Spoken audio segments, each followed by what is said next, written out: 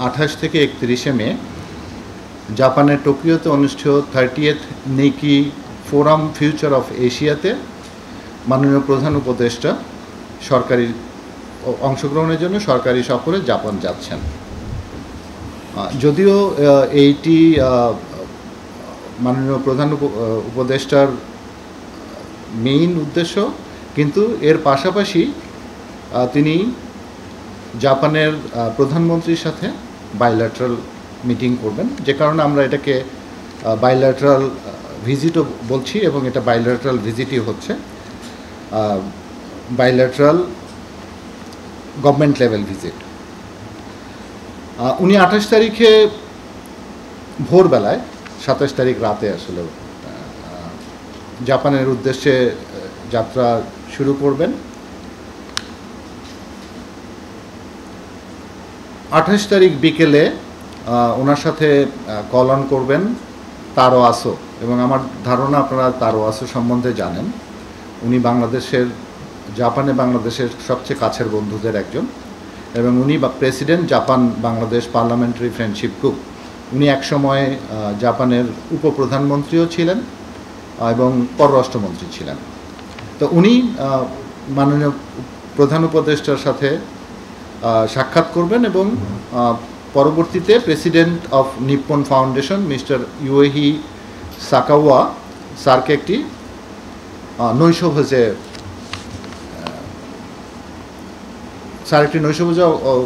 অংশগ্রহণ করবেন এবং উনি আয়োজন করবেন, প্রেসিডেন্ট অফ নিপ্পন ফাউন্ডেশন।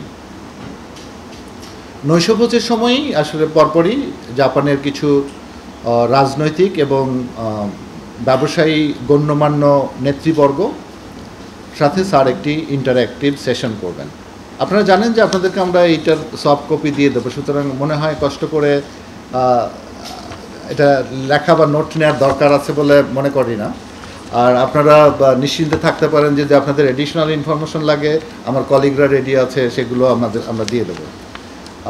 সুতরাং আপনারা রিল্যাক্স করে বসতে পারেন, আমরা একটু রিল্যাক্স করে এই কার্টেন রেজারটা করি। 30 তারিখে সকালে মেইন প্রোগ্রাম যেটি 30th Nikkei Forum Future of Asia, 29 তারিখে 30th প্রোগ্রাম, আমি 30 দেখে 30th বলেছি। 29 তারিখে নেকি ফোরাম ফিউচার অফ এশিয়াতে স্যার অংশগ্রহণ করবেন, এবং এটার প্লেনারি সেশনের সাবজেক্ট হচ্ছে Asia's challenge in a turbulent world. Sir একটি কিনোট স্পিচ প্রদান করবেন। এই প্রোগ্রামে নেইকি ফোরামের মহাসচিব, লাও ও পালাওয়ের রাষ্ট্রপতি, জাপান ও কম্বোডিয়ার প্রধানমন্ত্রীগণ, ভিয়েতনাম ও সিঙ্গাপুরের উপপ্রধানমন্ত্রী এবং বিভিন্ন দেশের পররাষ্ট্রমন্ত্রী, নীতি নির্ধারক, গবেষক, বুদ্ধিজীবী সহ গুরুত্বপূর্ণ ব্যক্তিবর্গ অংশগ্রহণ করবেন এবং বিভিন্ন সেশনে তাদের বক্তব্য রাখবেন। এরপর মাননীয় প্রধান উপদেষ্টার কয়েকটি মিডিয়ার সাথে ইন্টারাকশন আছে। মূলত উনি এই মিডিয়া হাউসগুলোকে ইন্টারভিউ দেবেন। তার মধ্যে আছে নেইকি মিডিয়া, আসাই টিভি, নিপ্পন টিভি। একই কাছাকাছি সময়ে উনি এটা দূতাবাস আয়োজিত একটি ইভেন্ট, যেখানে হিউম্যান রিসোর্সেস ডেভেলপমেন্টের উপরে একটি সেমিনার হবে, এবং এই সেমিনারে স্যার বক্তৃতা দেবেন। আর সেটার মূল অবজেক্টিভ হচ্ছে এই হিউম্যান রিসোর্সেস ডেভেলপমেন্ট এই প্রোগ্রামটির, যে আপনারা জানেন যে জাপান আসলে মানে পপুলেশনে ওরা এখন বয়স্ক পপুলেশনের সংখ্যা বেড়ে গেছে, ওদের ওয়ার্কিং পপুলেশনের সংখ্যা কমে যাচ্ছে। ফলে ওখানে ওরা বিভিন্ন দেশ থেকে, পৃথিবীর বিভিন্ন দেশ থেকে ওরা এই কাজগুলো করার জন্য লোক নেয়, যাতে আমাদের দেশের লোক মানে এই কর্মে যেতে পারে, সেইটার কিছু পলিসি ডিসিশন নেওয়া এবং কিভাবে এটা করা যেতে পারে সেই বিষয়ে এই সেমিনারটা করা হবে। এটা একটা, আপনারা জানেন যে আমাদের জন্য খুবই গুরুত্বপূর্ণ একটি বিষয়। 29 তারিখ বিকেলে স্যার জাইকা প্রেসিডেন্ট স্যারকে কল অন করবেন, তানাকা আকিহিকো, আর আপনারা তো জানেনই যে জাপান স্বাধীনতার সময় থেকেই আমাদের অত্যন্ত ঘনিষ্ঠ একটি দেশ এবং সিঙ্গেল লার্জেস্ট বাইল্যাটারাল ডোনার। ফলে এই জাইকা এবং জেট্রোর সাথে স্যারের এই মিটিং খুবই গুরুত্বপূর্ণ। আজকে ফিনান্সিয়াল এক্সপ্রেসের আছেন উনি, হেডলাইন আপনারা দেখেছেন যে আমরা বাজেটারি সাপোর্ট হিসেবে জাপানের কাছ থেকে $1 বিলিয়ন চাচ্ছি। তো আজকে ফিনান্সিয়াল এক্সপ্রেসের ফ্রন্ট পেজের হেডলাইনে দেখলাম। সুতরাং এটি আমাদের জন্য খুবই গুরুত্বপূর্ণ একটি বিষয়।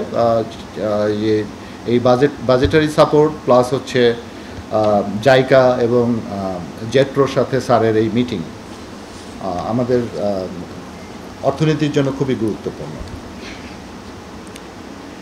30 তারিখ সকালে মাননীয় প্রধান উপদেষ্টা জাপানের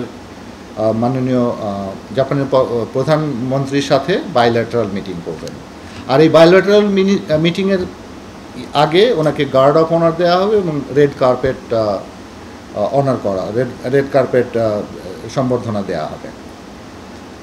আর এই বৈঠকে আলোচ্য বিষয়ের মধ্যে থাকবে কৌশলগত বিভিন্ন দ্বিপাক্ষিক ইস্যু, বাণিজ্য বিনিয়োগ বৃদ্ধি, কৃষি, অবকাঠামো, মানব সম্পদ উন্নয়ন ও সহযোগিতা, আর সবচেয়ে ইম্পর্ট্যান্ট আরেকটা জিনিস যে রোহিঙ্গা রিপ্যাট্রিয়েশনের বিষয়ে জাপানের সহযোগিতা এবং রোহিঙ্গার বিষয়ে জাপানের সহযোগিতা নেওয়া। কারণ আমাদের তো ডেভেলপমেন্ট অ্যাসিস্ট্যান্সও দরকার আছে এই রোহিঙ্গাদেরকে দেশে সঠিকভাবে রাখার জন্য। এরপরে মাননীয় প্রধান উপদেষ্টা জাপানের মিডিয়া সংস্থা ইয়োমোরি শিম্বুনকে একটি একান্ত সাক্ষাৎকার প্রদান করবেন। দুপুরে ওই দিনই প্রেসিডেন্ট অফ জেট্রো স্যারের সাথে কল অন করবেন।